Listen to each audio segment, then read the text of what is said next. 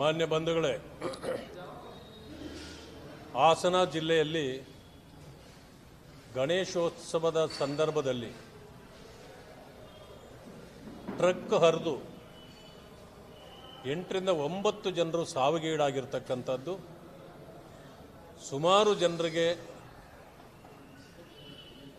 ಗಾಯಗಳಾಗಿ ಆಸ್ಪತ್ರೆಯಲ್ಲಿ ಇರುವಂಥ ವಿಚಾರ ತಿಳಿದು ಬಹಳ ನೋವಾಗಿದೆ.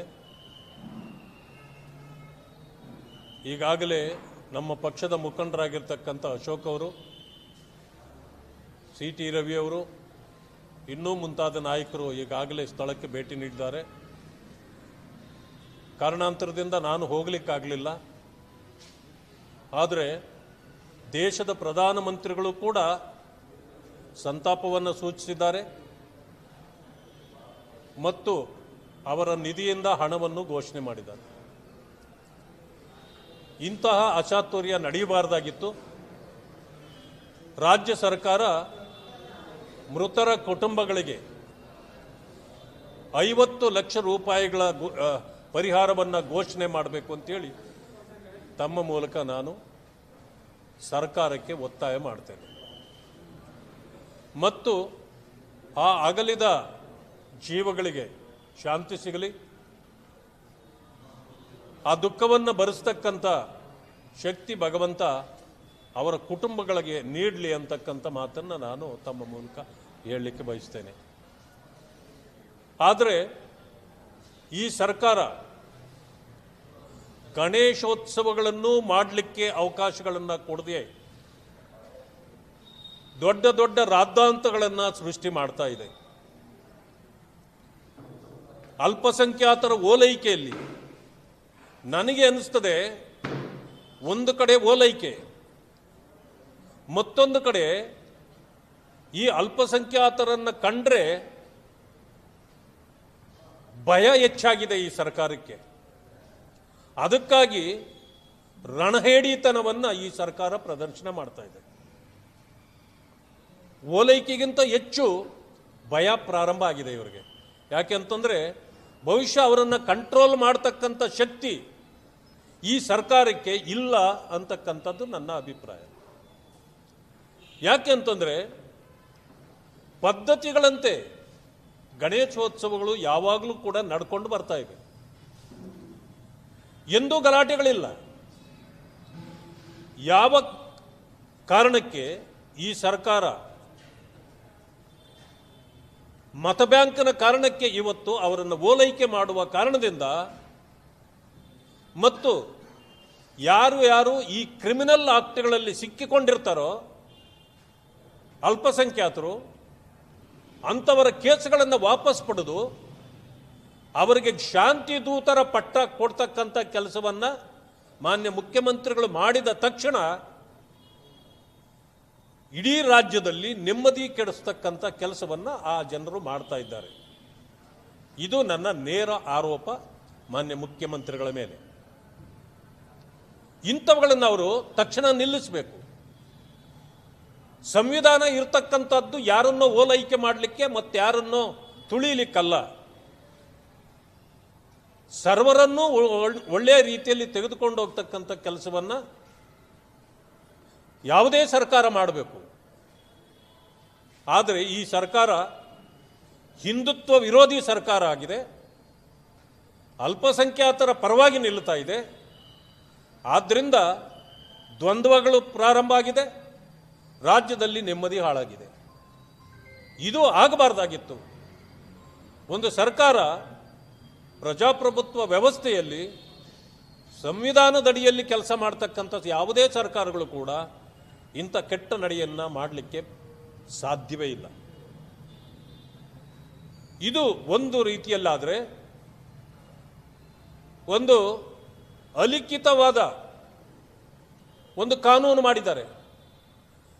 ಎಲ್ಲ ತಾಲೂಕುಗಳಲ್ಲೂ ಎಲ್ಲ ಜಿಲ್ಲೆಗಳಲ್ಲೂ ಪೊಲೀಸ್ ಇಲಾಖೆಗೆ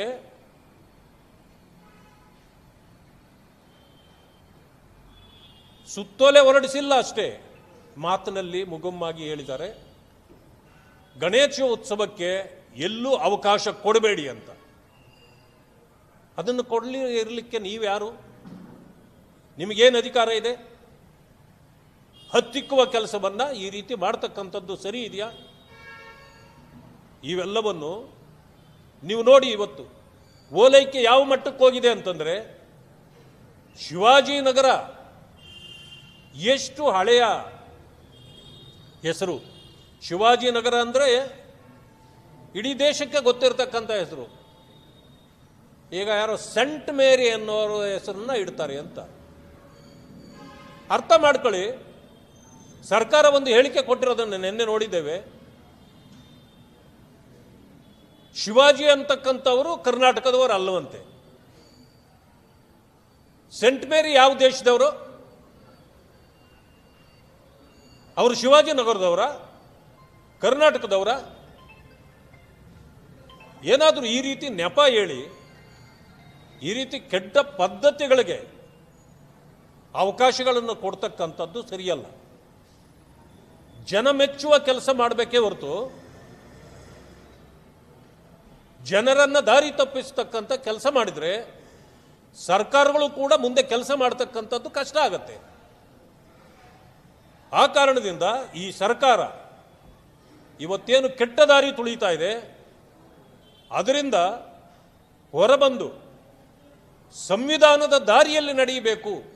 ಮಾತೆತ್ತಿದ್ರೆ ಬಾಬಾ ಸಾಹೇಬ್ ಅಂಬೇಡ್ಕರ್ ಅವರ ಹೆಸರು ಹೇಳೋದು, ಸಂವಿಧಾನ ನಾವೇ ಉಳಿಸ್ತೇವೆ ಅಂತ ಹೇಳೋದು. ಆದರೆ ಬಾಬಾ ಸಾಹೇಬ್ರಿಗೂ ದೋಖ, ಸಂವಿಧಾನಕ್ಕೂ ದೋಖ, ದಲಿತರಿಗೂ ದೋಖ. ಇತ್ತೀಚೆಗೆ ನಾನು ನೋಡಿದೆ, ಮುಸ್ಲಿಂ ಕಾಲೋನಿಗಳನ್ನು ಸುಮಾರು 400 ಕೋಟಿ ರೂಪಾಯಿಗಳಲ್ಲಿ ಮುಸ್ಲಿಂ ಕಾಲೋನಿಗಳನ್ನು ಸುಭದ್ರಗೊಳಿಸ್ತಕ್ಕಂಥದ್ದು, ಉತ್ತಮಗೊಳಿಸ್ತಕ್ಕಂಥ ಕೆಲಸ. ಅದೇ ದಲಿತ ಸಮುದಾಯಗಳು ಕೊಳಚೆ ಪ್ರದೇಶ ಅಂತ ಇವತ್ತಿಗೂ ಕರೆಯೋದು. ದಲಿತರು ವಾಸ ಮಾಡ್ತಕ್ಕಂಥ ಪ್ರದೇಶಗಳನ್ನು ಕೊಳಚೆ ಪ್ರದೇಶ ಅಂತ ಕರೀತಾರೆ. ಆದರೆ ಈ ಸರ್ಕಾರಕ್ಕೆ ಕೊಳಚೆ ಪ್ರದೇಶಗಳ ಬಗ್ಗೆ ಕಾಳಜಿ ಇಲ್ಲ. ಇಷ್ಟಾದರೂ ಕೂಡ ಅವರ ಬದುಕನ್ನು ಹಸನು ಮಾಡಬೇಕು ಅನ್ನೋ ಭಾವನೆ ಇವರಿಗೆ ಹುಟ್ಟಲೇ ಇಲ್ಲ. ಹೇಳೋದು ಮಾತ್ರ ವೋಟ್ ಬ್ಯಾಂಕ್ನ ಇದಕ್ಕಾಗಿ ನಾವು ದಲಿತರ ಪರ.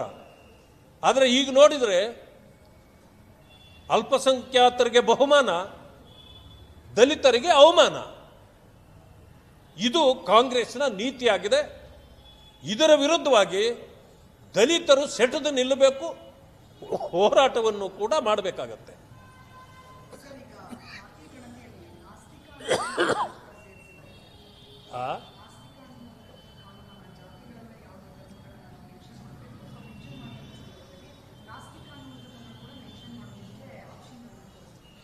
ನೀವು ಹೇಳಿ, ಇವೆಲ್ಲ ಅವಶ್ಯಕತೆ ಇತ್ತ? ಯಾವುದೇ ಆಡಳಿತ ಸರ್ಕಾರಕ್ಕೆ ಆಸ್ತಿಕ ನಾಸ್ತಿಕನನ್ನು ಹುಡುಕುವಂಥ ಕೆಲಸ ಬೇಕಾ? ಯಾವುದೇ ಒಂದು ಜಾತಿ ಇದ್ದರೆ ಒಕ್ಕಲಿಗ ಕ್ರೈಸ್ತರು, ಲಿಂಗಾಯತ ಕ್ರೈಸ್ತರು, ಬ್ರಾಹ್ಮಣ ಕ್ರೈಸ್ತರು, ದಲಿತ ಕ್ರೈಸ್ತರು, ಈ ರೀತಿ ಜಾತಿ ಇದೆಯಾ ಎಲ್ಲಾದರೂ?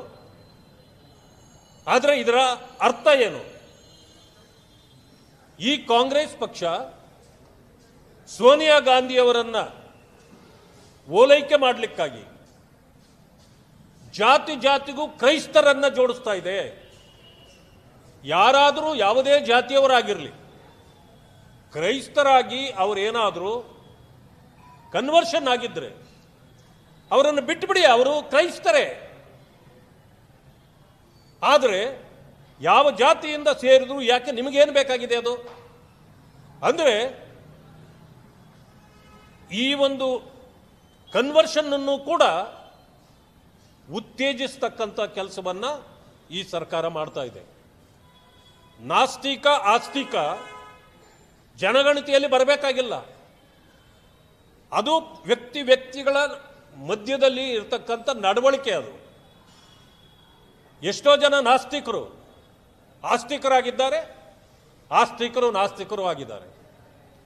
ತಿಳುವಳಿಕೆ ಇಲ್ಲದ ಸಂದರ್ಭದಲ್ಲಿ ಕೆಲವರು ಯಾವುದೋ ಒಂದು ವಿಚಾರವನ್ನು ಹೀಯಾಳಿಸ್ತಕ್ಕಂಥದ್ದು, ವಿರೋಧಿಸ್ತಕ್ಕಂಥದ್ದು ಸಹಜ. ಅದು ಅರಿವಿಗೆ ಬಂದ ಮೇಲೆ ಅವರು ಕೂಡ ಪರಿವರ್ತನೆ ಆಗ್ತಕ್ಕಂಥ ಸಂದರ್ಭಗಳನ್ನು ನಾವು ಗಮನಿಸಿದ್ದೇವೆ.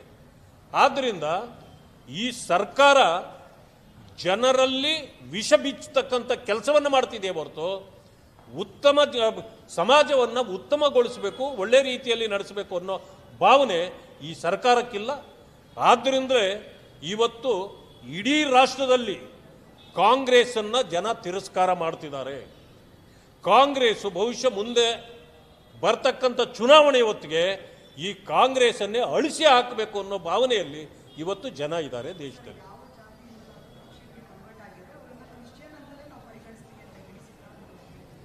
ಸಿದ್ದರಾಮಯ್ಯನವರು ನಡೆಯೊಂದು ನುಡಿಯೊಂದು. ಸಿದ್ದರಾಮಯ್ಯನವರು ಏನನ್ನು ಹೇಳ್ತಾರೋ ಅದನ್ನು ವಿರುದ್ಧವಾಗಿ ಮಾಡ್ತಾರೆ. ಸಿದ್ದರಾಮಯ್ಯನವ್ರಿಗೆ ಏನಾಗ್ಬಿಟ್ಟಿದ್ವಿ ಅಂತ ನನಗೆ ಗೊತ್ತಿಲ್ಲ.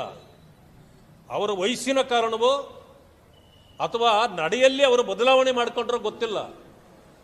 ಸಿದ್ದರಾಮಯ್ಯನವರು ಜನತಾದಳದಲ್ಲಿ ಇರುವವರೆಗೆ ಅವರನ್ನು ಎಲ್ಲರೂ ಕೂಡ ನಾವು ಅವರನ್ನು ಬಹಳ ಉತ್ತಮರು ಅಂತೇಳಿ ಬಹಳ ಜನರು ಅವರನ್ನೇ ಫಾಲೋ ಮಾಡ್ತಿದ್ರು. ಈಗ ನೋಡಿದರೆ ಅವರು ಈ ತಪ್ಪು ಹೆಜ್ಜೆಗಳು ಮತ್ತೆ ಅವರ ನಡೆಗಳು ಕಂಡವರು ಇವತ್ತು ಅವರಿಗೆ ಛೀಮಾರಿ ಆಗ್ತಕ್ಕಂಥ ಕೆಲಸವನ್ನು ಮಾಡಲಿಕ್ಕೆ ಹೊರಟಿದ್ದಾರೆ. ಅಂದರೆ ಅವರು ಇಷ್ಟೊಂದು ಬದಲಾಗ್ತಾರೆ. ಅಧಿಕಾರಕ್ಕಾಗಿ ಕಾಂಗ್ರೆಸ್ಗೆ ಸೇರಿದ ಮೇಲೆ ಅಧಿಕಾರದಲ್ಲಿ ಕೂತಿರಬೇಕು ಅನ್ನೋ ಕಾರಣಕ್ಕೆ ಅವರು ಇಂತಹ ಅವಿವೇಕದ ಕೆಲಸವನ್ನು ಮಾಡ್ತಾರೆ ಅಂತ ನಾವ್ಯಾರೂ ತಿಳ್ಕೊಂಡಿರಲಿಲ್ಲ. ಈಗ ನೋಡಿದರೆ ಇಡೀ ಜನ ಅವರಿಗೆ ಶಾಪ ಆಗ್ತಕ್ಕಂಥದ್ದನ್ನು ಕಾಣ್ತಾ ಇದ್ದೇವೆ.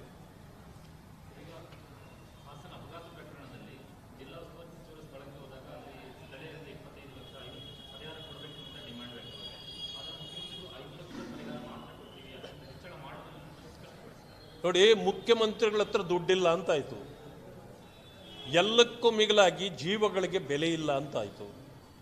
ಯಾವಾಗಲೂ ನೋಡ್ತಾ ಇದ್ದೇವೆ ನಾವು, ಯಾರು ಬೇಕಾದರೂ ತೀರ್ಕೊಂಡ್ರೆ 100 ರೂಪಾಯಿ, ಇದು ಏನೋ 5 ಲಕ್ಷ ರೂಪಾಯಿ, ಅದು ಎಂಥ ಘಟನೆನೇ ಆಗಿರ್ಬೋದು. ಒಂದು ಸ್ಟ್ಯಾಂಡರ್ಡನ್ನು ಮೇಂಟೈನ್ ಮಾಡಲಿಕ್ಕೆ ಮುಖ್ಯಮಂತ್ರಿಗಳು ಪ್ರಾರಂಭ ಮಾಡಿದ್ದಾರೆ. ಇದರಿಂದ ಏನು ತಿಳಿಯುತ್ತದೆ ಅಂತಂದರೆ ಜೀವಕ್ಕೆ ಬೆಲೆ ಇಲ್ಲ. ಯಾರು ಎಲ್ಲೇ ಸತ್ಕೊಂಡೋಗ್ಲಿ ಒಂದು 5 ಲಕ್ಷ ರೂಪಾಯಿ ಬೀಸಾಕ್ತೀವಿ, ನಮ್ಮ ಕರ್ಮ ಕಳ್ಕೊಳ್ತೀವಿ ಅನ್ನೋ ರೀತಿಯಲ್ಲಿ ಈ ಸರ್ಕಾರ ಕೆಲಸ ಮಾಡ್ತಾರೆ.